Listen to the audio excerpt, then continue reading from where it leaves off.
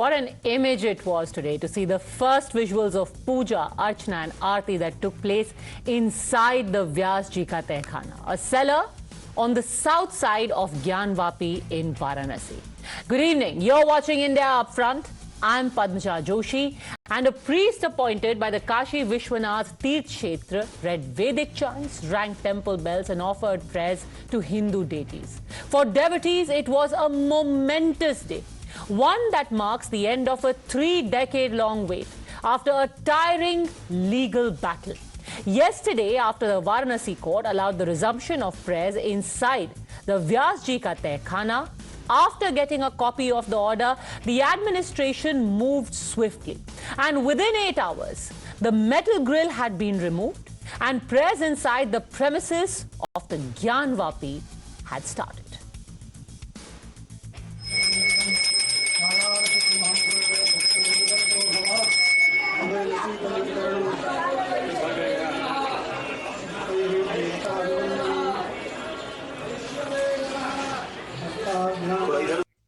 For people in Varanasi and across the country, they simply couldn't believe their eyes. It's almost as if some people had given up on ever seeing that image again. But now that it's a reality, devotees throng Gyanvapi for darshan, where Aarti will now take place 5 times daily. There's a sense of jubilation, but there are also questions being asked. Why? Why did it take so long? Why was this right denied to devotees to begin with? And at the receiving end of all of these questions was the Samajwadi Party. BJP leaders also gunned for the Mulayam government of 1993, saying that the decision to stop puja in the Tehkhana was taken simply keeping in mind political gains by SP. BJP also alleged that it was as a part of appeasement politics that Mulayam Singh Yadav first opened fire on Kar Sevaks in 1990 and then 3 years later blocked Shiv Bhakts from performing puja in Kashi in the Tehkhana. The Samajwadi Party, on the other hand, now that the court has allowed for the prayers to take place, asked, what's the hurry? Why was puja resumed so quickly? Samajwadi Party chief Akhilesh Yadav in fact said that the court had given a 7-day period. Then why was all of this done within a matter of 8 hours? Why were devotees allowed to enter? Was it to prevent the mosque side from seeking any legal recourse, or was it to vitiate the atmosphere, to create a divide, to polarize for political gains? Without any written orders. There is no written order to stop the puja of the Vyas Parivar in that cellar. So without any written orders, Vyas Parivar was thrown out, and these cellars, these barricadings you are seeing around the cellars were installed without any written orders. So all these illegal acts were done by a state government. It was very quick for one state government to stop the puja, and so it is very quick for another state government to comply with the orders of the court. Mulayam Singh ने मना किया था। पूजा पद्धति वहाँ बरसों से चल रही थी और ये माननीय न्यायालय ने आदेश दिया है, क्योंकि वहाँ पूजा हमेशा होती रही और होती रहनी चाहिए, क्योंकि एक हिंदू परंपरा में देवी देवता की पूजा बहुत आवश्यक है। मैं इसके लिए स्वागत करती हूँ। तो पहले होती थी पूजा, लेकिन मुलायम सिंह जी ने उसको बंद किया था और वो एक तरह से राजनीतिक एंगल से देख करके बंद किया गया था। देखिए, इस सरकार ने ना तो महंगाई कंट्रोल करी, ना रोजगार दिया, ना किसानों को खुशहाल करा, ना ही इसने कोई ऐसा काम करा जिससे कि आम जनता खुश हो। आसान सा फार्मूला है कि हिंदू मुसलमान करते रहो, वोट लेते रहो, लेकिन ये सिलसिला आखिर कब तक? ये 3 मस्जिदों के बाद 3000 मस्जिदें और हैं टारगेट पे। 500 साल 1000 साल पहले क्या हुआ था, आज उसको क्यों रिपीट किया जा रहा है? So the simple question today is, instead of saying, why has the puja been started so quickly? Is there political polarization? Will the Samajwadi Party instead answer for why this historical wrong was done in Gyanvapi? Why were devotees barred to begin with? Was it because of appeasement politics? It's rich that today they are talking about polarization. Will they answer who was trying to polarize in 1993 when, without so much as an excuse me, an entire community was told, you are going to be denied your rights, not because the court has ordered it, not because there's a law and order situation, but simply because the government says so. Who is going to answer for those 3 decades of denial? Joining us on the debate today, Sohan Lalaria, petitioner, Vijay Shankar Tiwari, national spokesperson of the Vishwa Hindu Parishad, Rohit Agarwal, spokesperson of the RLD, an ally of the Samajwadi Party, political analyst Kamruzaman Chaudhary. But my first question is to IP Singh, spokesperson of the Samajwadi Party. आज सिर्फ एक ही सवाल पूछा जा रहा है कि 1993 में ये तहखाने में पूजा क्यों बंद की गई थी? IP सिंह जी। पद्मजा, मैं ये कहूंगा कि टाइम्स नाउ बड़ा नेटवर्क है और आज का नहीं, दशकों का। 1993 में उत्तर प्रदेश में क्या हुआ, कानून व्यवस्था की किस तरह की स्थिति थी, माननीय सुप्रीम कोर्ट का क्या रुख था, माननीय हाई कोर्ट, सुप्रीम कोर्ट के कौन से ऑर्डर पे लिखा था कि तहखाने को बंद किया जाना चाहिए? पद्मजा, काश आप बेरोजगारी पर मुझसे सवाल पूछती, काश महंगाई पर जो पेट्रोल 50 रुपए था वो 100 रुपए हो गया, जो गैस के सिलेंडर 370 सर, तो 1993 में आपको बेरोजगारी और महंगाई और सिलेंडर पे वार करना चाहिए था। आपने तहखाना बंद करके कौन सा सिलेंडर सस्ता कर दिया? कौन से बेरोजगार को रोजगार दे दिया? तहखाना बंद करके आपने 31 साल तक सब कुछ बंद कर दिया, लोगों को दूर कर दिया मंदिर से। आज आपको सिलेंडर याद आ रहा है? 1000 सालों में क्या हुआ? ये तहखाना बंद के कौन सा सिलेंडर सस्ता हुआ, आप बताइए। हम बेरोजगारी पर चर्चा नहीं करते, हम महंगाई पर चर्चा नहीं करते। तो आपको बेरोजगारी पे उस वक्त एक्शन लेना चाहिए था ना। तहखाना क्यों बंद किया आपने, आप ये बताइए ना। सामूहिक विवाह में किसी का मंदिर आप बंद कर दे और अब आप पूछ रहे सिलेंडर सस्ता क्यों नहीं है? मंदिर क्यों बंद किया, आप ये बताइए ना।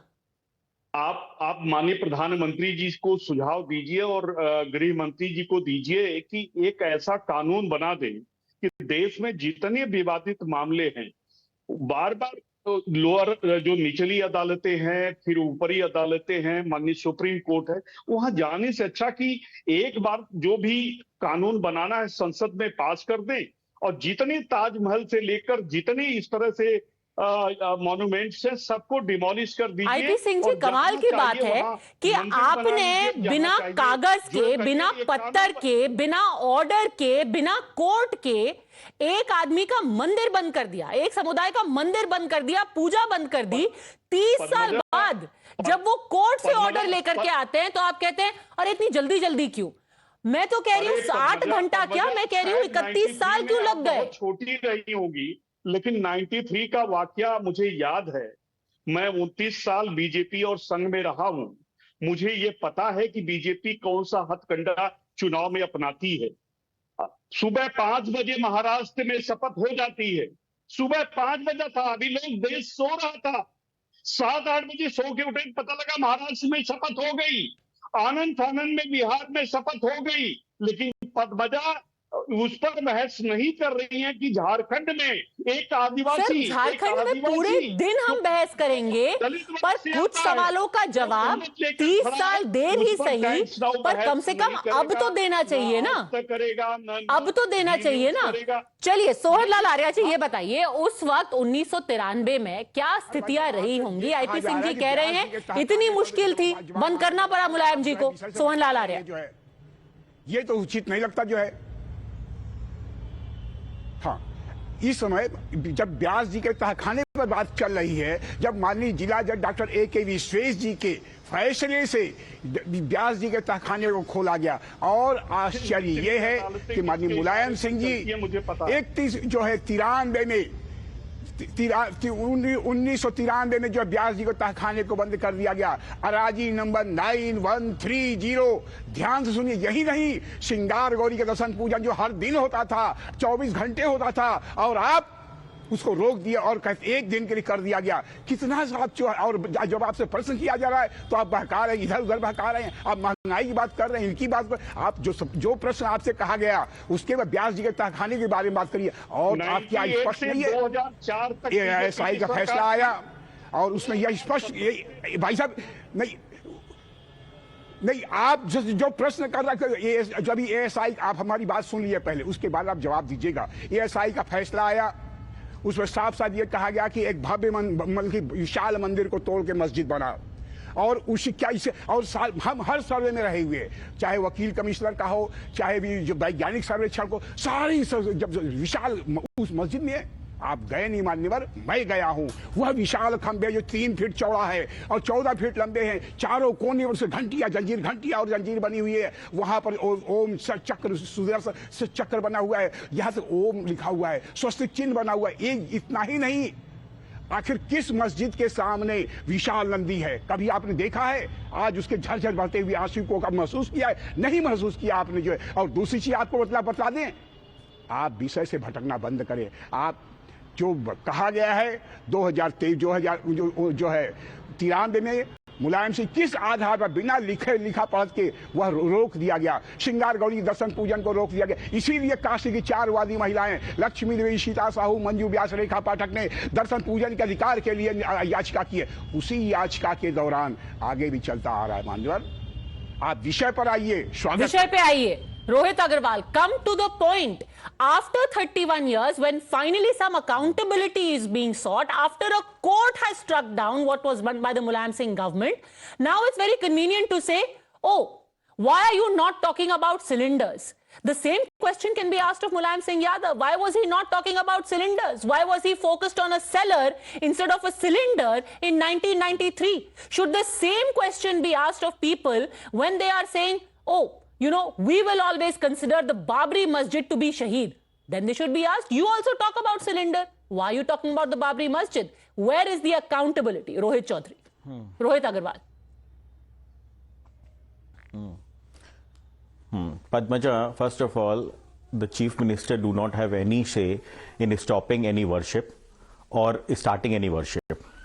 The other point is this: Mulayam Singh government has never issued any order to stop the worship. It was the local administration who has taken a call to stop the worship, seeing the state of rights, because there was a stop the worship. Why? What wrong did the people in Varanasi? What had they done? Padmaja, did they riot? Did they threaten violence? Did they say we are going to come out with weapons? Why were they stopped? Acha, then again, okay, fine. Then I want to ask BJP spokesperson that he should explain why they have given Padma Vibhushan to Mulayam Singh, whether they have given for fire on Kar Sevak in Ayodhya, or they have given for stopping the worship in Singar Gauri. Why they have given Padma Bhushan to Mulayam Singh? Okay, that is a very convenient argument. Let me take the more logical argument that you have made and ask Vijay Shankar Tiwari. Vijay Shankar Tiwari, Rohit Agarwal RLD के कहते हैं कि इसमें मुलायम सिंह का कोई हाथ ही नहीं था। वो तो लोकल एडमिनिस्ट्रेशन ने कहा, देखिए बाबरी मस्जिद के बाद माहौल बिगड़ सकता है तो बंद करा दो। मुलायम जी का कोई हाथ नहीं था, लोकल एडमिनिस्ट्रेशन का हाथ था। देखो पद्मजा, मुलायम सिंह जी का वहां पर हाथ भी था और मुलायम सिंह जी का वहां पैर भी था। 90 में भी उनका हाथ था और पैर था, और 93 में भी उनका हाथ था और पैर था। लेकिन किसकी हिम्मत थी कि वहां पर लाखों भक्त जहां पर दर्शन करने जाते हों, आज भी लाखों भक्त वहां दर्शन करने आते हैं। 1993 में भी लाखों दर्शन करने आते थे। कोई शंका नहीं थी, कोई आशंका नहीं थी। केवल मुस्लिम तुष्टीकरण करने के लिए इसमें बैरिकेड्स लगा दिए गए। यानी 31 वर्ष तक हिंदू समाज जो वहां पर पूजा करता था, अपनी पूजा से वहां पर वंचित रहा। आज कल जब वो निर्णय हुआ कि वहां पर व्यास परिवार वहां पूजा करे, भोग लगाए, और इनको कष्ट हो गया वहां पर अगर पूजा करने जाने लगा। रोहित अग्रवाल, ये कौन सी संस्कृति है? और दूसरी बात पद्मजा, ये एक दिन की प्रक्रिया नहीं है। आपको ध्यान में साल भारतीय जनता पार्टी की सरकार केंद्र में रही है, अधिकार मांगने के लिए 14 से 15 जिला कोर्ट गए, हाई कोर्ट गए, सुप्रीम कोर्ट गए, तीनों ने अनुमति दी और तीनों ने कहा कि इसका सर्वे होना चाहिए। ऐसे तो नहीं दे सकते, सर्वे कराइए। सर्वे हुआ, पूरे प्रमाण के साथ हुआ, वीडियो वहां पर बनाए गए, वहां पर रासायनिक जांच हुई, यानी जितने भी तथ्य हो सकते हैं वो सारे तथ्य निकाले गए। Respond Rohit Agarwal, clear charges appeasement. सालों में 15 साल आपकी केंद्र में सरकार रही है। एक अंधे व्यक्ति को भी चीजें दिखाई पड़ सकती हैं। रोहित अग्रवाल, अपीजमेंट वहां पर कोई भी समझ सकता है। अरे ज्ञान व्यापी क्या है? No, actually, appeasement is done by the BJP. BJP is trying to take a political credit for Bhagwan Ram and Bhagwan Shiv. On the same end, for us, they are our ideals. And we don't want to take any credit for their work. It is our privilege if we... I want to ask you, in 1993, before this entire sealing was done, tell me, were there riots? Was there violence? Was there any untoward incident? Was there any intelligence input? What was the basis? What was the basis that a group of people who were peacefully minding their business were stopped from offering prayers? Name me one instance that happened. Was there even a skirmish? Why did you stop the prayers? Actually, it is a call by the local administration. See, Padmaja, it was a call from the local administration. Yesterday, some youth have put a sticker on Gyan Vyapi signage. So today, administration is threatening them that they will put them behind the bars. So is it a government order or is it a chief minister order that the local administration is threatening the youth to put them behind the bars for putting a sticker on Gyan Vyapi signage? No, Okay, Vijay Shankar Tiwari, it is a call of a local administration. माहौल बिगड़ सकता था, जैसे कि आज ज्ञानवापी खुला है और कुछ लोगों ने वहां एक पोस्टर चिपका दिया। 93 में भी कुछ माहौल खराब होगा। ये देखो ये सारी बातें पद्मजा कल्पनाएं की नहीं होती है। बिगड़ा तो नहीं ना, अगर बिगड़ता तो बात करते ना। आप क्या सपने की बात कर रहे हैं, क्या कल्पना की बात करते हैं? यानी अगर प्रशासन ने तत्परता दिखा करके कोर्ट के, देखो ये लगातार बोल रहे हैं, मेरी बात ही नहीं करने दे रहे, क्या मतलब है ये? देखो पद्मजा, इनको बात देखो, लगातार बोल रही है। मैं कहता हूं ये कल्पना की बात कर सकते हैं क्या? एक निर्णय आया और प्रशासन ने उसको त्वरित उसका उपयोग करके, अपने अधिकार का, अपने कार्य क्षमता का उपयोग करके एक कार्यविधि का संचालन करा दिया, तो उनको श्रेय देना चाहिए, इनको प्रशंसा करनी चाहिए कि भाई कोर्ट का निर्णय आया है और वहां के शासन ने समुचित व्यवस्था करके पूजा पद्धति शुरू करवा दी और कोई भी गड़बड़ नहीं हुई। अब आप कहते गड़बड़ हो सकती थी, तो आपके गड़बड़ तो यहां बोलने से भी हो सकती है, आपके जो आप बात कर रहे हैं, आपके टीवी बैठकर बात करने से भी गड़बड़ हो सकती है। हो रहा है वहां पे, तो ये ऐसे इस प्रकार से संकल्पनाओं और कल्पनाओं के आधार पर बात नहीं करनी होती है। जो हो गया है, जो प्रत्यक्ष हो गया है, उसकी प्रशंसा करनी चाहिए। आपकी 15 साल सरकार रही है, आप उसकी प्रशंसा नहीं कर सकते। कोई अच्छा काम प्रशासन ने किया, सरकार नहीं रही है 31 सालों में। आप जिम्मेदार हैं पूरी तरीके से कि वहां पे पूजा रिज्यूम नहीं हुई। The worship was not resumed. You are responsible for that because in 1998 आज हो गई, अगर आज हो गई पूजा, आज पूजा अगर प्रारंभ हो गई है तो क्या दिक्कत हो गई? अगर 30 साल 31 साल नहीं कर पाए हैं, कोर्ट ने निर्णय दिया है, आज वहां पूजा हो रही है, तो आपको समस्या क्या है? आप तो I want to just show our viewers, Kamruzaman Chaudhary, imagine this. You had a Hanuman idol that was found lying in ruins. Now, many people say that time there was a law and order problem. Okay, let's assume for a second that in 1993 by some divine intervention somebody decided कि यहाँ पे riots हो जाएंगे. क्यों हो जाएंगे? Nobody knows. Riots हुए नहीं हुए, violence हुआ नहीं हुआ, आपने बंद कर दिया. Then for 31 years, nothing was done. It could have been shut for a day. It could have been shut for a week, maybe even a month. But it was allowed to go on. It was just barred. Such was the level of negligence that Hanuman idol, Shiv idol were all found lying in ruins. Today, the aarti that we saw was of all of these deities which were left to languish in a pile of rubbish. And that is the reason I keep asking, who is going to answer for this? This wasn't just about being denied the right of worship. It was also about an insult to the deities that were there in cellar of Gyanvapi. Who will atone and answer for that insult? Kamruzaman Chaudhary. Padmaja, I hope I've given some uninterrupted time before I complete my submission before you. You know, the entire episode is not about what happened in 1993 or what is happening in 2024. My opinion in this regard is that it's a toolkit case similar to that of the Babri Masjid and the Gyanvapi Masjid case. Both have got very much of similarities. You know, in the Gyanvapi case, the most critical part of this judgment yesterday was that the judge who was delivering the judgment was retiring the next day.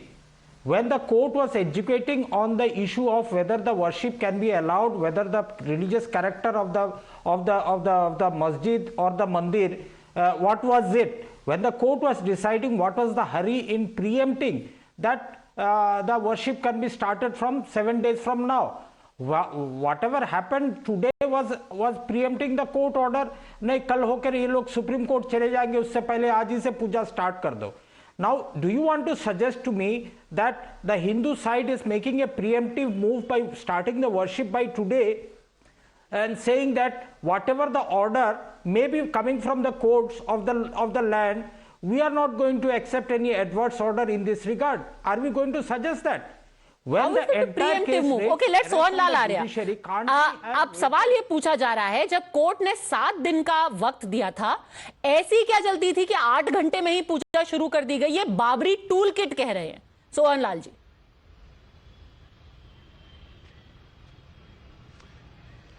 आप कह रहे जल्दी? अरे भाई 31 साल, 1-2 दिन नहीं, 3 दिन नहीं, 1-2 साल, 31 साल इंतजार किया. और आप वह व्यास जी 500 वर्षों से व्यास जी उस तहखाने के पूजन पाठ कर रहे थे, कहते थे कि हम संपूर्ण ज्ञानवापी पर जो है नमाज पढ़ना चाहते हैं, लेकिन फैसला हार गया. उसका फैसले का मुख्य बिंदु ये था कि संपूर्ण जो है बिंदु व्यास जी की संपत्ति है. यानी व्यास जी मतलब संपूर्ण भूतल पर जो है व्यास जी. आज उसी व्यास जी के तहखाने की बात हो रही है.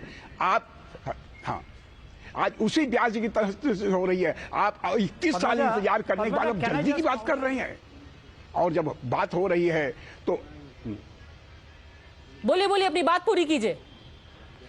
हम ये कह रहे हैं कि सारी साक्ष्य जब हम ये कह सारी साक्ष्य मौजूद है उसी तहखाने में. एक राम का शिलापट्ट है, उसमें हनुमान जी की मूर्ति है, गणेश जी की मूर्ति है, नंदी है, और उसमें जो है मगरमच्छ की मूर्तियां हैं, और अखंड जीव जल रहा था. उसके दीवारों पर आप सुनेंगे बात, उसके दीवारों पर छेनी और तोड़, जिससे हमारे देवी देवताओं की जो है मूर्तियों को तोड़ा गया और मूर्तियों के सारे साक्ष्यों को मिटाने का प्रयास हो रहा है. उन्हीं देवी देवताओं को जो कुछ जो बच्चे, किसी का मुंह सर नहीं है, किसी का पैर है, किसी का हाथ नहीं है, उसी व्यास जी के तहखाने में. क्या इसको ये आपको नहीं मालूम? इन साक्ष्यों, हिंदू साक्ष्यों को मिटाने का प्रयास हो रहा है. उसके बाद भी अगर हम जो है 31 साल इंतजार किए, तो अगर आप कहते हैं ये Okay, interesting that not only was this shut for 31 years, an effort was made to wipe out the evidence. Kamruzaman Chaudhary. Now, when this gentleman is citing the Din Muhammad case of 1937, he must be reminded that not everything that comes on the WhatsApp is a fact. You know, you need to study and come to debates. In that case, particularly the civil court has ruled, and I am reading the ruling, that the land on which the Gyanvapi mosque stood and its plinth was Hanafi Muslim Waqf land and belonged to the Muslims. The Hindu side went to the High Court in 1942, wherein their appeal was turned down.